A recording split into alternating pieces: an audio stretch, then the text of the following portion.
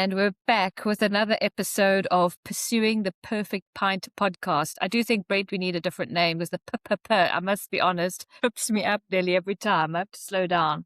Now, this week we've got a bit different. We're not going to be talking about supply chain stories, but rather around probably the biggest collection of supply chain stories coming our way, which is the conference in Lisbon, which is just around the corner, March 24th to 26th. Yeah, it's amazing in a way, Danielle, when the calendar switches and the new year's here.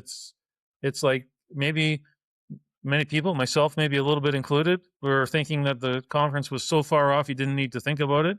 But reality kind of jumps in pretty quickly when you get when the calendar is now in 2026. So yeah, we're not that far away. We're 9 weeks away, Yes, probably. 9 weeks. Yeah. Interest is building. We are tracking it, of course. I think we're actually running same time in 2024 ahead of Rome. Our registrations are currently ahead of where we were for Rome. So given all the challenges across the supply chain, that's mildly encouraging. So I guess the interest is there, and I'm seeing it really pick up now that everyone's back from their relaxing holiday season, and as they start to think about it, we see a lot of activity. And also those pesky procurement people. See what I did there with the double P. I think the early bird special also runs out in the next few days. So it's probably a good time for people to get in. Yeah, 15th of January. And of course, the thought there, Danielle, is some people like to register before the end of the it's basically calendar year. So some people obviously have different accounting years. Some people want to pay it in last year because that's what they wanted to do. Some people wanted to wait till this year and pay it. So we purposely left the early bird till the middle of January to make sure that those people that wanted to do it in the new year had time. So that seems to be the right thing. There's payment terms, so people register today and don't pay till February. So there's really no excuse to not reach out and grab your spot. Absolutely. And I think just back to your point around it's tricky times in the industry. And I think when you and I were chatting around the themes, I mean, that's really where the theme of the conference came from, building a resilient malt supply chain for 2035. Because, what does it look like? And I think the whole supply chain has to be involved, from breeder, maltster, brewer, and all the supporting people that make that work. And everyone's going to be there in Lisbon discussing this. Yeah. I'm a simple person at the basic level, Danielle. Like I think of it always, you got to start right at the beginning. So you got the farmer. We'll have a couple of farmers there. You've got plant breeders, so people that are developing the new varieties. We see some really good things going on around the world on new varieties, which is very important. We need to keep that pipeline of varieties developing, and there's people that will talk about that. There's of course the maltsters who are kind of pulling this all together and malting the barley and so on and delivering all of that and wrapping sustainability and regenerative ag and all these things are with it. Decarbonization, reducing water use, energy use, and all these things. So we're going to step across basically every link in the supply chain all the way through, and we'll put some pressure on brewers and distillers to come and give us a little bit of insight around, where's the consumer going to be? It's a very difficult question, but where's the consumer going to be over the next decade, and what can we do as a supply chain to have the best chance to connect with consumers and bring some of these stories to life and actually deliver them to the consumers, and hopefully the idea is that the malt supply chain benefits from all of that and moves to a better place over the next 10 years. Seems like a long time, but there's a massive amount of work to do. So I think we got to get on the journey. Absolutely. And I think, with that in mind, I think back to my first RMI conference pre you, Brent. I think, I don't know, what was it, 15, 20 years ago. And it was pretty maltster focused, I would say, maltster and procurement focused. And I think what's exciting for me is just how we're already hearing from all aspects of the supply chain.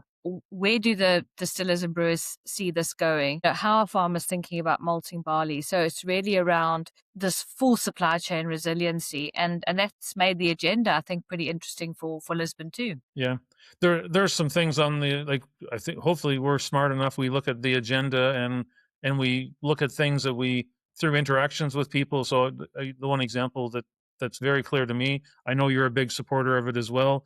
The farmer view, like the I've got two slots on the agenda. I've got, I think, my friends in the U.S. are happy that I've stole with pride, but no barley, no beer. That whole tagline, we're using it. So we're having a no barley, no beer session one, and no barley, no beer session two on Thursday. A couple farmers are going to present. Super critical in my mind that we hear from the farmer. They're doing a lot of really critical stuff. Without the farmer, no barley, no beers, and the breeder, plant breeder with the new varieties is part of that. So that's one example that's on the agenda. But the consumer piece is on there. Innovation, there's a lot of stuff innovating beyond beer, so and beyond beer and beyond whiskey. A lot of effort in that space, and we've got a people focus. The I'm quite interested in that one. The people focus, given that it's a challenging time, I think it's quite important. Like, what are we going to do in Yeah. people management, managing through difficult times, keeping people motivated, and these things that'll be discussed as well. So And even how do you get people to collaborate and work across the supply chain is also all driven, predominantly through people. So, yeah, really understanding how to maximize that in a difficult environment. yeah, I'm mildly um, I guess what the right word is. I guess it's good to see that people are still somewhat upbeat and buoyant, even though it Yes. has been a difficult time. So that's showing some resiliency. So I think from the people perspective, I think people know that there's downturns in the market, and this will eventually turn, and we'll get to a better place. So you don't lose focus on all those things, of course, but in the way the agenda is structured, there's lots of things that can be done. There's lots of things being done, and more that could be done. Um, but it is a challenging time, so businesses will struggle to make investments, and some of those investments would be like reducing energy use or reducing water. Those things don't happen for free, and and connecting with farmers and developing regenerative agriculture practices and implementing all those things. Those all take resources, and resources have a cost. So there is a bit of a risk that when you get into a challenging time, do people stop some of those investments just because economically it's a struggle? That just delays 2035. So what I hope we don't get to is that we have to stall things, and next conference we're talking about building a resilient malt supply chain for 2040. Like Yeah. when somehow we got to get on with it. And I guess that's a bit what I'm thinking from my side. I guess there's some provocation that we have to kind of get that collaboration and people talking across the supply chain to say, how are we going to get to that good place? And there are some challenges that we have to overcome. And as an industry, what's the kind of the pathway? But I think what was interesting for me when you look at the agenda and also just seeing some of the what's happened is take something like regen ag. There's actually been huge progress in different areas on regen ag. Very interesting, big partnerships starting to develop. So I think there's still a lot of will and desire to see some of those initiatives move forward, which I'm really looking forward to hearing more about at the conference. Yeah, I totally agree. I think the challenge in one way, Danielle, is the next big challenge in a way is scalability. So there's lots of Yes, ideas, and you're right. There's examples where people have taken farming programs, regen ag, sustainable barley, and and they actually you see they move through the maltster into a brewer, and they're attached to a brand. That's the ultimate game. If absolutely. you get that visibility all the way to the brand, then at least you can present it to consumers. So that we need more of it, and that's scalability. Like if you're doing it with 100 farmers, next step is how do you do it with 1,000? Yes, Like that scale up is, and that's back to my point though. It does take resources. That scalability will not happen automatically. That has to be a really um, an investment made and resources applied, and that's back to my point. In challenging times, those decisions to spend on those resources just becomes more difficult. absolutely. And I think the other thing, sort of touching on that, I think through all your conversations and through hearing what's happening in the supply chain, we see such interesting examples of plants or programs or people doing good stuff, trying to shift the supply chain, which is why I think we've decided to change how we approach the Excellence Awards this year. And rather than do it at a sort of company level, rather reward it at the program or plant level where interesting things are happening. Because otherwise, I think some of those great successes that people are having never don't get to see the light of day in the audience of your sort of peers because they get sort of drowned out a little bit. So I think we've been looking at some of the early submissions for the Excellence Awards, and it's really exciting to see what people are working on in all the different areas. Yeah. Well, there's a lot bundled in that whole thing. I guess first of all, the with your help, Danielle, I think we were right that we needed to make it project based. So I give you kudos for that. I think the because everyone's busy, so and you're right, everyone's doing a lot of great things. So I think project based, looking at things that are being done is good. The benefit for that is there's other people trying to do the same thing, and if we can get some of those examples out there to say, listen, this can be done, here's some great examples of where it's being done. And if you have any questions, we can help you get connected with those people, or they'll be on stage in Lisbon, and we'll show that it. Don't be afraid of it; like they can be done. So that's some of the basic ideas. More fundamentally, my view since now for 5+ years, like the involved in RMI. I think not everyone wants maybe to be as bold as to get up and say, "Look at us, we're doing all these great things." But if you're not gonna toot your own horn, who's gonna do it for you? So I think of it from RMI's perspective. The most basic thing is there's, as you said, there's a lot of great things being done. People are doing a lot of really amazing things, and the awards are all about just putting some visibility to it to say, you know, you should be applauded for these things that you're doing. And you're right. I think the project based is good. We've made it less invasive, so we're not asking for massive amounts of detail. Again, with your help, we've gone through and did our own desktop analysis, and we've identified because people post on social LinkedIn, media and yeah, LinkedIn, so they're and on their website, so we know what people are working on, and we're kind of saying, hey, that's a great idea.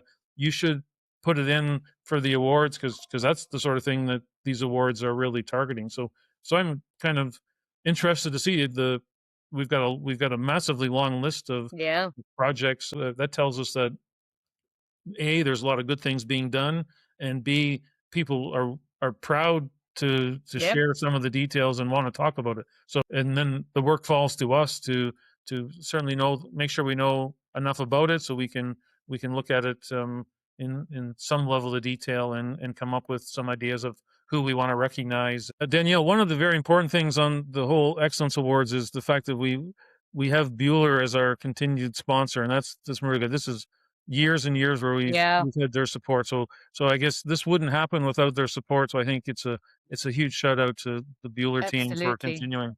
Yeah, it's really been a good sponsorship, and we I almost continue think the that. cowbell is synonymous with the Yeah, RMI in a way. yeah. I think there'll be an award and a Yeah. small cowbell for people to take home to continue that tradition. So yeah, we're really pleased that we've got that continuing. So a big thank you to the team at Bueller. And I think we're going to be hearing more from Beulah as our sponsor as well later on in the podcast. Yeah, we're going to record and hear from them a little bit on what it is, why do they continue to be involved in the conference. So okay, so now on the topic of the Lisbon conference coming up March 24th, 26th, very pleased to have Johannes from Bueller Group join us. And I guess, Johannes, first of all, a big thank you to you and the Bueller team for continuing the sponsorship. We've had a long standing tradition, so appreciate that, first of all. So thank you for that. Yeah. Also, thanks from our side to have us as a partner. It's really a pleasure. Really. Yeah.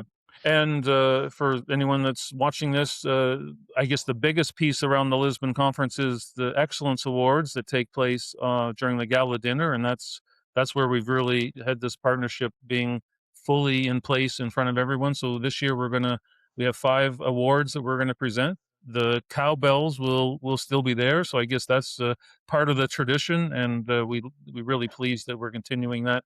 Maybe one question for you, given you've had some experience with the RMI events. What is it about the RMI event that you see valuable, and where does it really fit with your overall Bueller strategy? Yeah, first of all, everyone who has been at this conference will say it's a cool event, and it is.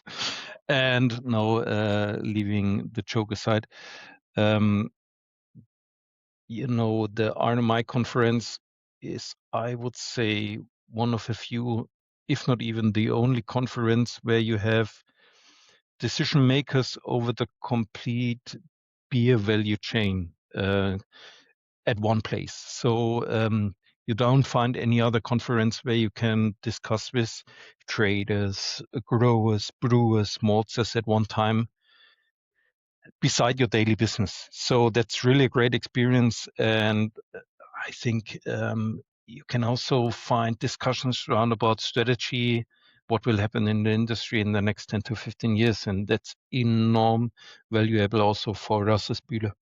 Yeah. Yeah. And yeah, totally agree. And that's the main reason why, the theme for the event is building a resilient malt supply chain for 2035. I really wanted to have the focus on, the decade ahead. It is a difficult market at the moment, but we can't give up on the horizon. We have to be thinking minimum 5 to 10 years. And I guess in Bueller's case, you as you mentioned, you need 10 or 15 years view because some of the things you're involved with are really big, long-lasting decisions which take a lot of planning. So I guess we're fully aligned on that longer term view. It's very Yeah, important. correct. So I guess with that, Jonas, we'll wrap up and say thanks for continuing the partnership. Really looking forward to having you there to have those conversations you mentioned, and most importantly to be part of the Excellence Awards, and we continue with the traditional cowbell distinction. So really looking forward to it. So thanks again for all your support, and we'll see you in Lisbon. Yeah, you're welcome. See you in Lisbon. We are really looking forward. So for people who maybe don't know what the categories are, so I think we've got 5 categories for the awards. So smart investment. So how are plants or programs investing with intention? So to your point, Brent, we've got scarce resources, money and people. So where are people choosing to put that investment? And, anything that really drives supply chain resiliency. It could be a plant investment. It could be an investment in, I don't know, protein sorting, eco-steep, anything on that basis from a plant or Yeah, program perspective. water Energy, yeah, reduction. any of those things. And then, innovation is such a broad area, but really, what are people doing to find resiliency in a new way? It could be novel breeding, AI, use of AI, or circular efficiency, or even new ingredients. It's a small example, but you're seeing loads of the maltsters now with their chocolate malt to try and replace cocoa. So, those are the sorts of things where people are looking for new gaps and trying to find ways to fill it. And then Innovation, I think also, Danielle, I know you would be on the same, like there's innovation within if I say kind of the traditional, like within the brewing and distilling, there's still lots of innovation going on in that. But there's a whole separate stream, which is the things you touched on, which is all the stuff that's kind of outside traditional brewing and distilling, cocoa replacement, coffee replacement, all kinds of really interesting yeah, things. So, people are full of ideas, and I think that innovation category, I would think it'll be one of the busiest ones when we. hopefully. And even just, it's such a, I suppose, hot topic, but AI. So how are people really deploying AI to make it useful? How are they finding innovative solutions for it in terms of analyzing their data or shortening their breeding cycles, or, any of those sorts of things? Well, we've had this conversation. I was a bit concerned as an industry. I was a bit concerned because I look back at the previous RMI conferences, and in 2024, 2022, 2019, we didn't talk about AI at all. And I was thinking, man, we really missed it.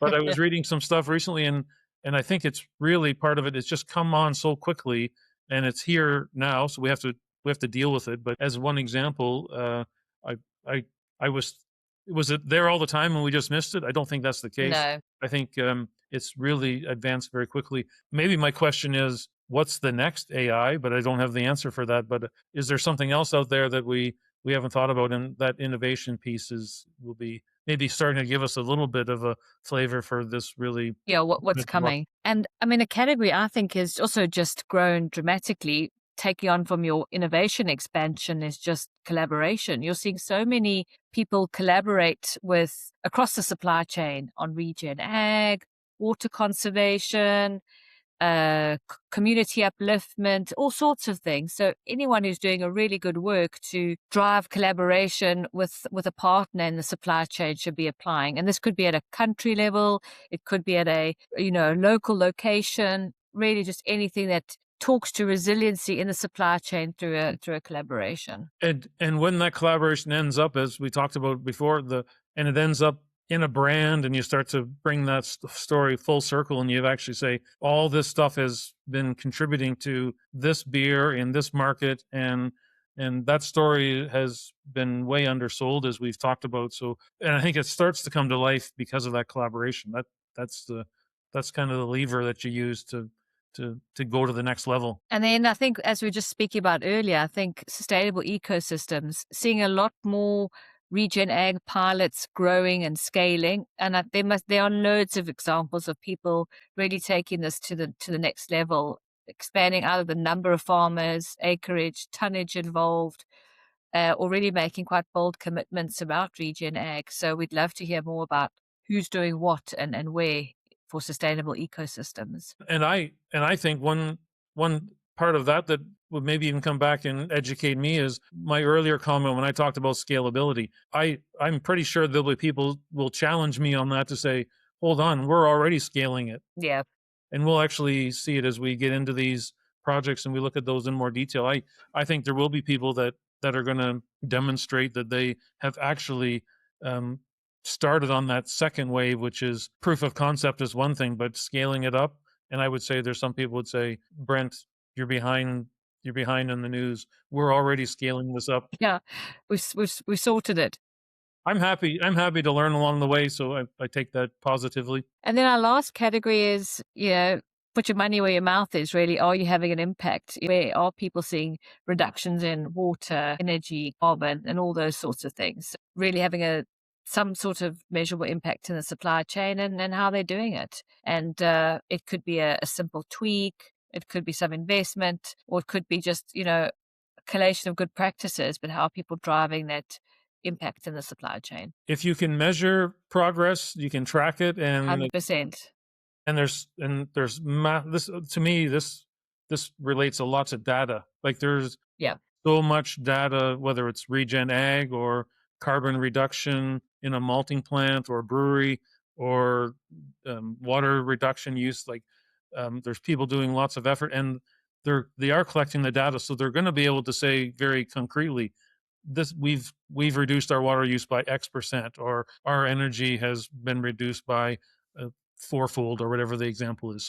So yeah, I'm pretty confident that that measurable piece, there'll be lots of people that can say, well, I've got the numbers. I can show you what we've done, and Yeah. probably talk to what we're having targets is obviously important, and I think this is starting bringing that to life. Absolutely. It's concrete, really, I think is the the main thing. And I think one of the pieces of feedback, Brent, that we got from Rome is, well, who's the judges and are they trustworthy? Well, of course, there's you and I who are delightfully trustworthy and totally independent, but who else is there in the mix? And I think this year we've got a great judging panel up for people to give them some confidence as to who's going to be judging their submission. Yeah. Well, independence is pretty important, and we learned that along the way. Like, but the independence. So these are people from the industry, but aren't directly involved any longer. So they've got a wealth of knowledge. Well, when you look at the panel, Danielle, we've got, again, like we talked about, we've got the full supply chain covered. So we've got procurement guy. I'm not sure how much value I add. But brewer, so yourself as a brewer, Paul King has brewing, but he's also spent some time now in malting. Simon Wade on the brewing and technical side, of course, is a wealth of knowledge, and Wade from Molson Coors, retired now, but he comes with a whole bunch of information, really farm related. So that whole Yeah. ag piece he's done it for 25 years, and he's going to keep doing some further things, and really glad that Wade has jumped in to be on the panel. So I think it's a great mix on the panel, and a wealth of knowledge, and I guess it'll give people confidence that there's some people that know what they're talking about. So when we Yeah. go through these projects, that's there. It's independent, so we're not going to be sharing any of this. We wouldn't anyways, but we need to make sure that credibility is protected.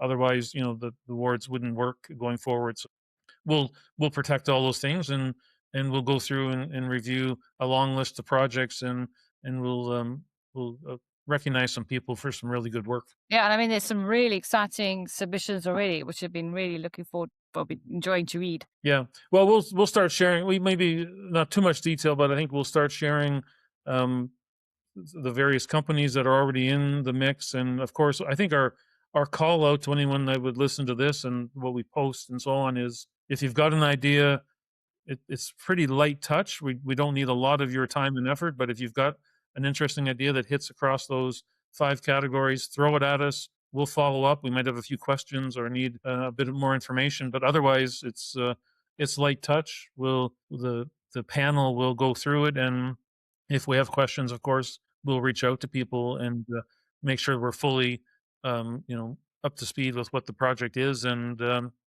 then we'll go through the process. So pretty easy, I think. Hopefully, from the submission standpoint, we're trying to make it light touch for people, and we'll do a lot of the legwork. Sounds good. Looking forward to it. And I think next week's podcast, Brent, we're back to the usual format, celebrating the malt supply chain and a story. So who's up next week? Yeah, we're going to hear from back to Europe. So we're going to reach out, and we're going to listen to some comments from Jesper from Fuglsang. So we're back to Europe. We'll also profile on the sponsor level, and also speakers and moderators. So as we've been doing, I think we're going to share more information. People are asking a lot of questions about what's on the agenda, so we'll keep sharing more on that. Who the speakers are, what are the topics. So, and of course, we really thank our sponsors, so we like to give them some airtime. So yeah, next week we'll have a bit of the speaker and sponsor, and we'll hear what Jesper's thinking about when we look at a Danish maltster's perspective. Yeah, cheers, and see you next week. Pursuing, in the meantime, don't do dry January. Yes, enjoy a beer, enjoy non-alcohol beer, but do your best to promote malt demand. So I'm doing dry January, but I am trying to double up, as we discussed last week. So having 2 where I would normally have 1. So there. Yeah. Well, anything malt related. So Yeah. I'm going to continue. I'll do my part. Cheers, Brent. See you next week. Ciao.